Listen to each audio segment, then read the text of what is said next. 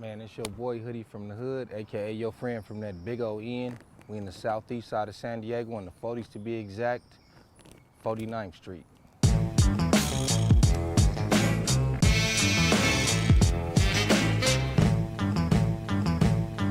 Thanksgiving Eve, 2006. I was fresh out of Camp Barrett. I had been out maybe 3 weeks at the max. There was a lot of things that occurred while I was in there and prior to me going in there that was happening. And this is the location where I got shot at.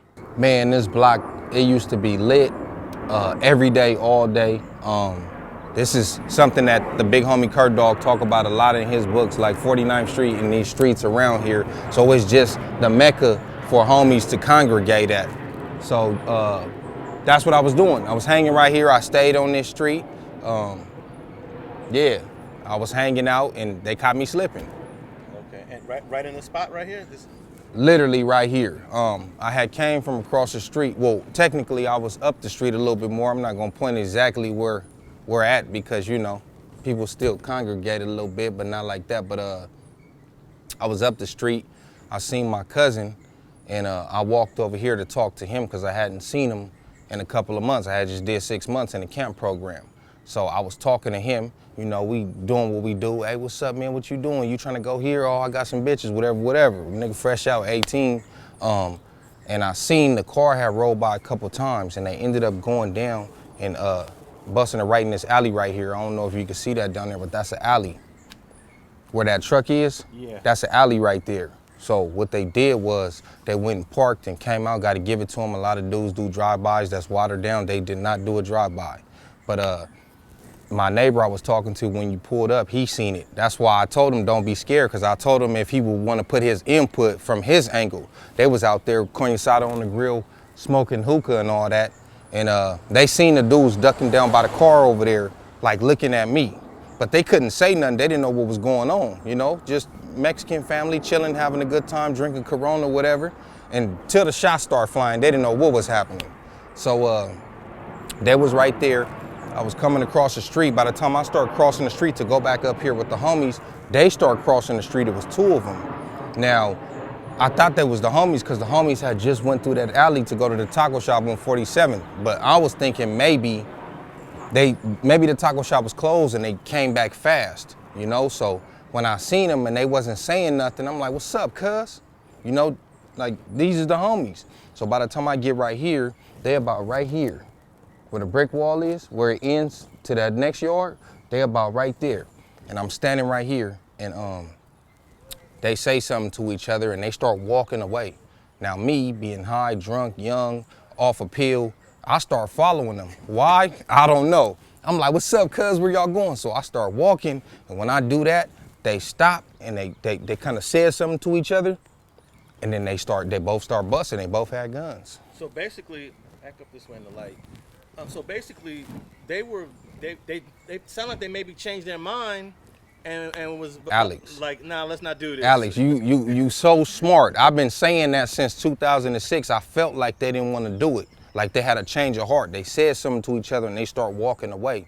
I followed them aggressively and then they had to do what they had to do. It didn't seem like they really was on that type of tip, but I don't know.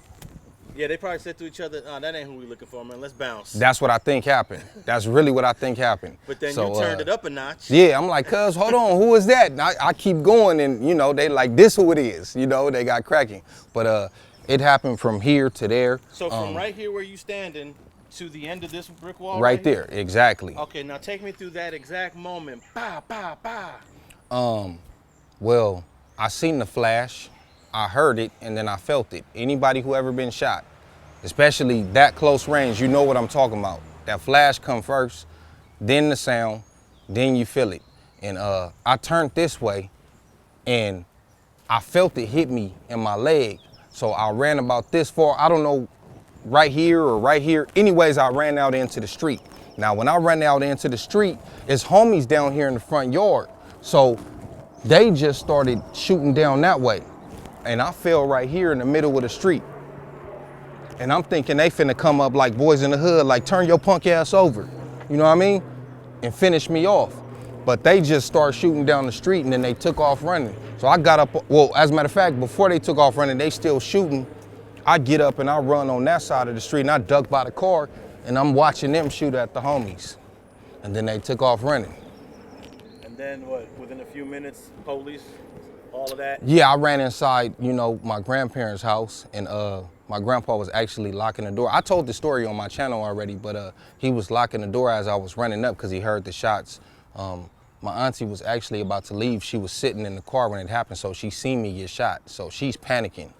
I go in the house, I lay on the ground. My grandpa called for the ambulance. Homies start calling me like, what's up, bro, you straight? I'm like, I'm hit, bro. So, you know, people started coming down here. I damn near had on this identical outfit, except for I had on the black Dickie suit, minus the Ben Davis, and I had on black Cortez instead of white Cortez.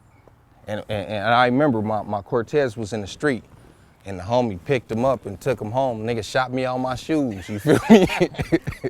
They did that, you know what I mean? So, it is what it is. So, I mean, that's part of the street life, but you never expect it to happen, right? Right. It was so much stuff going on, I should have expected it, but for some reason, like I said, you on mind-altering drugs, you drinking, you hanging out, and it happened so fast. You know, I ain't gonna take nothing from them dudes. They did what they did, man, you know? Now, look, taking it to how you think now, you're much smarter and much wiser.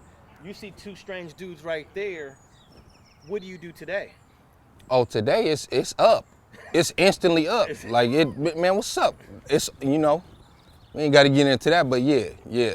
Ain't no strange dudes walking up. I don't care if they teenagers or old men. We need to know who everybody is in this area, especially walking up at nighttime with hoodies on or whatever, you know? And even though it was two people, was it two shooters or just one shooter? No, they both shot me. Yeah, I got shot with 2 different guns. And then the driver obviously was waiting in the alley. But, you know, it is what it is, man. Yeah, man, I mean, you're fortunate enough to, maybe we say they were bad shots? They were bad shots. It wasn't in their heart. Because they were too close. Right. To not lay you down. Right. Especially, like I said, chase me to the street. I fell right here. So any killer would have chased me and been gunning me down and finished me off like that instead of just boom, boom, boom, boom, boom, boom, and take off running. You know what I mean? So by the time you fell right here, homies were down there, and did that draw their attention? Did they see that the homies were right there?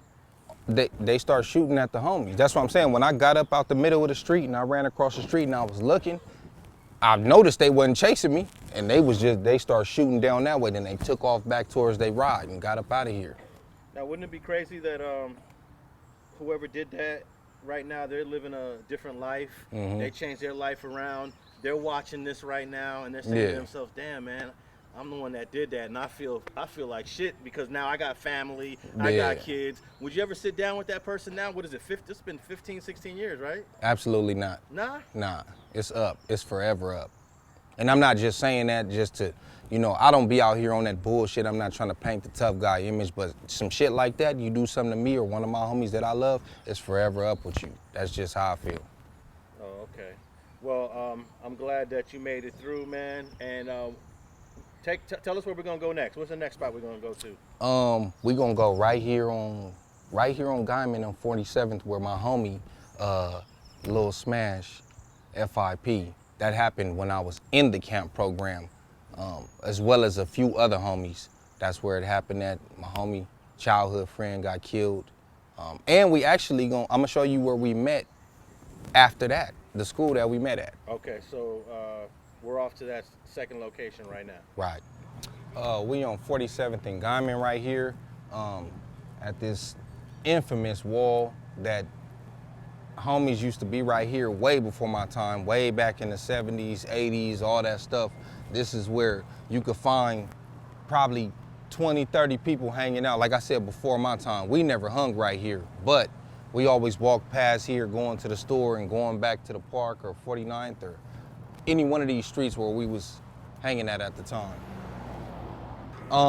This spot is very important to me because one of my closest homies, one of my childhood friends, he got killed somewhere along, I would say like right here. And the only reason why I remember exactly, like I was incarcerated at the time, but the homies, it was candles right here, and everybody used to come and tie blue rags and hit up on the wall right here. So, yeah, it had to be somewhere in it between right here and like right here. And how did you find out since you was incarcerated? I was actually, like I said, I was in camp, and one of my homies, he was in another dorm, and he worked in the kitchen. So every time I would come through, this happened to me like 3 or 4 times. Every time I would come through to get my food, he'd be serving food. He'd be like, hey, you heard what happened? And I'd be like, what? And he'd tell me, hey, the homie got shot, the homie got killed, or the homie got locked up. He was my source of information while I'm getting my food. Imagine that, it'll fuck up your appetite. But that's how I found out, hey, Lil Smash got killed. And how long was you incarcerated when that happened? I did a 6-month camp program for a gun charge. You know, I mean, you gotta stay dangerous out here. And it's crazy because my grandma was asking me like, why you carrying that with you? You know, when I would talk to her over the phone. And then I remember when the homie got killed, and I said, you heard about that? She said, yeah, we came home and it was blocked off because she had to come this way to go to 49th Street. And I said, see, that's exactly why I carry a gun, because of stuff like that. So when did Lil Smash, what year did that happen? 2006, August 2006.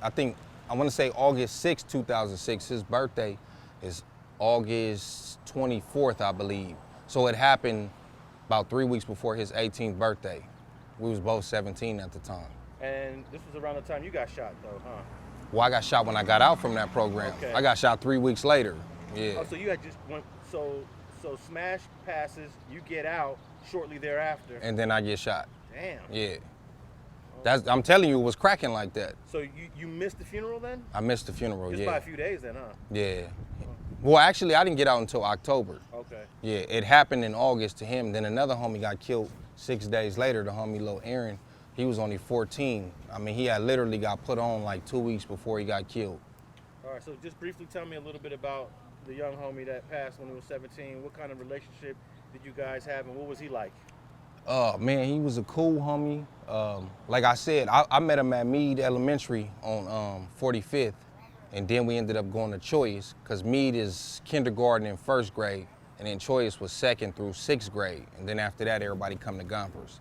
But yeah, that's where I met him at, and we clicked the first day. I remember seeing him on the monkey bars. He was a little skinny, short dude, and he looked like a monkey. And it's crazy because his family always called him Monkey Mike. You know what I mean? But that's what I instantly thought the first day I met this nigga on the monkey bar swinging, like he looked like a little monkey. And this is before y'all was from 40s. Yeah, we was 6 years old. You know what I mean? So that was instantly my homie from that day. Did you guys come into the set at the same time? Nah, me first. Me first, yeah. And then, so you were there when he got put on there? Yeah. Okay. Yeah, but we've been around it our whole life because obviously his whole family, his dad, OG from West Coast, you know what I mean? Like we all been around it. And I used to go spend the night at his house, and they'd have hella parties over there. That's why we always wanted to go over there. That's where all the Crips was at. That's where all the lowriders was and all that. So you guys were kind of destined to become 40s. Right, right. Just at some point in It was time. actually right up the street. If you go up 47th, right before you get to Imperial, it's a street called Castana. They lived on that second house to the corner. Okay. And the next spot we're gonna go to is the elementary school you guys met at. Right. All right. So let's go. Let's head over there right now then. All right. All right. We on 45th and Market. We at Choice Elementary. Okay. Or actually Choice Meade, what they refer to it now as. And tell us about this school. This was the school where the majority of the homies went to. We all went to Meade first, which used to be, that's on the other side of Market Street, but right down 45th. That used to be kindergarten, preschool, kindergarten, 1st grade. And this was 2nd through 6th. So once you leave that school, you come right here. And we just left the spot where your homie passed back in 06, and you guys met at that first school, huh? Right. And then you guys came here. So both of you guys were in the same grade? Yeah. Okay. Yeah. So it ain't too many people that you know since like preschool, right? It ain't too many, man. That. And if I do, they just you know, they squares or probably from somewhere else, you know, because some people went to this school and ended up moving and being from somewhere else. So. Oh, so you guys graduated from here 6th grade? I didn't last that long. I lasted up until the 4th grade. My mom moved to an area called Oak Park, and then I attended Oak Park Elementary. And how far is that from here? Not too far, maybe 5 minutes. As soon as you go up 47th and Federal, Euclid is right by FAMART, the little indoor swap meet that we got out here. So what was the young Hoodie Hood like when you was here in the 2nd, 3rd, and 4th grade, man? I'm assuming you was probably a good student and mom was proud at that time? I mean, I guess I did my work, but I got into trouble. You know, I was influenced like everybody else and wanted to be on the wrong side of things for whatever reason. That young, though? Just looked more intriguing, yeah. Second, 3rd grade? Man, we used to be breaking in the houses and all kind of stuff. We broke into this taco shop down here on 43rd. Like, we've been doing stuff like this. As a matter of fact, me, Lil Smash, no, I don't know if Lil Smash was there. It was me, my cousin Baby Young Loc, my brother. There was so many homies there. We broke into the taco shop. We all got cracked. Because it's early in the morning, the taco shop was closed. And, you know, cars is riding by and they see us climbing in and out the taco shop windows. So somebody called the police and they I don't know how they knew all of us, but they ended up coming and pulling me out my class. I see Baby Young Loc on the thing. He a year younger than me. He in kindergarten. He already right there crying. He know. We talk about this all the time. That nigga was crying already. They had him booked. And then wait, what grade was he in? He was in kindergarten. I was in 1st grade. And he was catching his first case in kindergarten. Yeah. Hey, they came. My teacher was like, "Hey, the police want to talk to you." I'm like, "What?" I already got the evidence of the candy and stuff in my backpack. So I walk outside and I see Baby Young Loc crying on the little lunch tables already. They had him, and then I don't know. They came over here to Choice and they got my brother and all them, but I don't think nobody went to jail. We was all so young. It was kind of a stern talking. We gave back the stuff we stole, and that was it. So your older brother from the last interview, he went here too? Yeah. Yeah, he went here and Gompers. How many years older is he? 3. Okay, so you guys weren't here at the same time? No, we was. Okay. We was. When I was in the 2nd, he was in the 5th grade. So after that year, I think, no, he did some of 6th grade right here. He might have got kicked out and they had to go to Horseman. And then 7th grade, he went to Gompers. Do you remember any of your teachers from here? No. Oh, you know what? Miss Lott. Black lady, sweet lady. I remember her in the 3rd grade, and I saw her over the years in Oak Park. Her kids went to Oak Park. So one day, she was going to pick her kids up, and I was there. Like, she remembered me from here, and then I guess they lived in that area. I used to always see her around there. I don't know whatever happened to Miss Lott, but yeah. That's the only one I remember. And would you say most of the hood guys that became 40s either started at this school here? Yeah, either here or Horton. But like I said, the majority go right here, and then maybe 15% go to Horton. And did the kids that from other areas also go here too? Yeah, I'm quite sure. Like, if you probably live just on the other side of Euclid, you might go here, you might go to Johnson in the Emerald Hills, or you might, I don't know, you might go to Kennedy. It depends. And what's your best memory of this school? Man, I ain't gonna lie, man. I remember I was in the 3rd grade, and or was I in the 2nd? I don't know. It was one of them. And I remember my brother came and told me at lunchtime that the Bloods was coming up here, but the derogatory term. So we was all waiting at recess on the field. This used to be different. It wasn't leveled like this. You used to have to go down a ramp, and it was all dirt down there. But now, obviously, it's a little more fancy. But I remember they came and we were standing at the top, and they were standing down at the bottom like they came through the canyon from the trolley station or something. But it was kind of like a little standoff, and they ended up leaving. But that was like my first little gang activity. I don't know what we thought we was doing.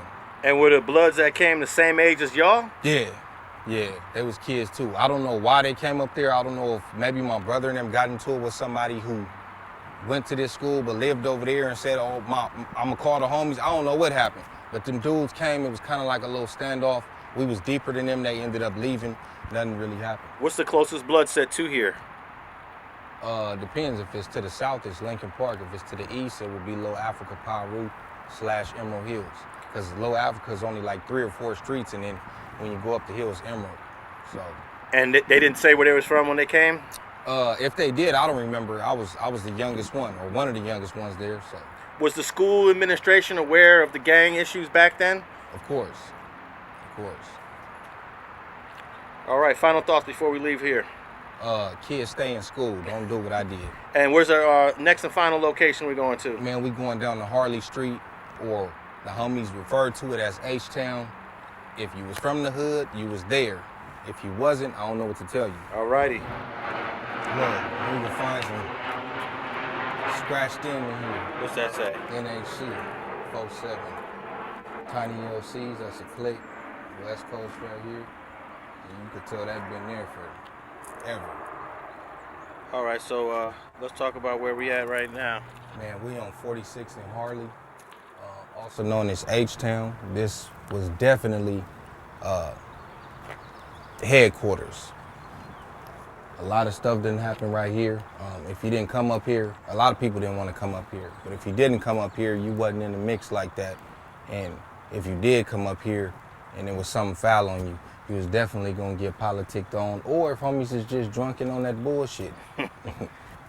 So yeah, this was the big homie OG Vamp's house. Rest in peace, FIP. He was here along with other family members. This was a pivotal place in the hood it was a staple for years, man. How far does he go back? I don't know the exact history, but I mean, he was born in 58, so I would guess he was there from the beginning. So he's just a little younger than Kurt Dog, or are they about the same age? No, older. He's older? Yeah, Kurt Dog was born in like 62. Okay. Yeah. Okay, so he's probably first generation. Right. And is it because of him why this street became important? To my knowledge, when I jumped off the porch, we was coming over here, and we was hanging with him, and like I said, he had more family members from the hood, and there was other homies who lived on the street as well as right here across the street. There's so much stuff didn't happen right here. Homies been shot right here, been shot at, chased by the police. We all gotta scatter. Good times and bad times, fights. This nigga pulled up in a pocket pussy. And these apartments right here, Harbor View, also notorious. So we could make our way from right here through the apartments to the Charlie Station. And the Charlie Station, you know, everybody come through there, and you know, we might have to whoop on fools or whatever. Even in these apartments, it was a lot of females who used to live in these apartments back in the day. So niggas from the other side try to come through, and you know, stuff would happen. And we could get from those apartments, either we hit the fence or we had cut a hole in the gate. We could go through there to right here, and niggas could end up wherever. These apartments right here, before they gentrified them and kicked everybody out. I think everybody been kicked out of there since the mid-2000s. But you used to just be able to walk in. It used to be a chain link fence. And that's how we would just, you know, we would look down and we would be able to see all the action on 47th Street, including the American Legion right here. You know, that's where the old folks go when they want to have a good old time. So that's 47th right down there? That's 47th right there. Okay. Yeah. And you have 49th tatted on your arm, right? Yeah, but you know, 47th, 49th is the same thing. 49th is just niggas from 47 that lived on 49th. Okay. Now this building looks like it's gated now. It wasn't like that before? Yeah, definitely not. You used to just be able to walk in there. Like I said, there was a chain link fence like this. It seemed like they did even more gentrification since the last time that I've been up here, because nobody really be up here no more. There's no reason for nobody to be up here. But this is historic, and like I said, this was the heart of the hood. It just so happened that the street is called Hartley because it was the heart of the hood too. So yeah, man, it was all kind of stuff going on over here. If you wasn't over here on Harley, man, Friday, Saturday nights when that Legion was cracking, or we just came from the motorcycle club, which is down on Market Street, and this is where we came and congregated. You could easily have 50, 40 Crips out here. You know what I'm saying? From neighborhood, West Coast, East Dago Mob, Linda Vista, it didn't matter. If you was tapped in with the homies, you found your way to Harley Street, period. So the West Coast hung out here with you? Is that why that's hit up right there? Definitely. Now, when you came up, y'all were cool, right? Right. We still cool. Remember when Ty Stick told the story that back in his day there was conflict between them? Yeah, that was in the 70s and in the early 80s and stuff like that, where they didn't get along. We didn't get along with them. But, you know, in my generation, we always been tight. Okay. And do you remember like the first time you came on Hartley? Man, it had to be 2002. 2002 for sure. Because I would always hang with the homie Lil T-Rex and them, well, Big T-Rex and them. Lil T-Rex lived on Craigie Street too, which is further up 47. But T-Rex, Baby A-Rock, they lived on Craigie. That's where my generation hung at. Baby Boy used to be there, my brother, Young Low, whoever. And one day my brother was like, let's go down here. So we went down. This was more advanced cripping right here. This is where all the big homies was at. It's one thing to just be hanging over there with, you know, your peers. And then, I don't know, I think one day we came to the gas station and to, you know, get some snacks or whatever, some Swishers. And the homie was like, we up here. My brother ran into another homie, hey, we up here. So then we came up here, and that's when I seen like how different it was right here than the rest of the hood. Now, and not to say they wasn't doing that on other streets, but for sure, this was headquarters. You had to come right here. Now, how far did you live at that time from this spot? Well, I wasn't living in the hood at that point in time. I was living in Emerald Hills. But when I moved back to the hood, I moved on 49th. So, I mean, 47th to 49th ain't that far. I was always walking back and forth. So just from where we were just at, right? On that block. Right. What's the distance from that block to here? Walking, I don't know, maybe about 5 minutes. But if you on a bike or something, yeah. Which I used to be on the bike a lot. I'll ride the bike down here. That's probably about a minute.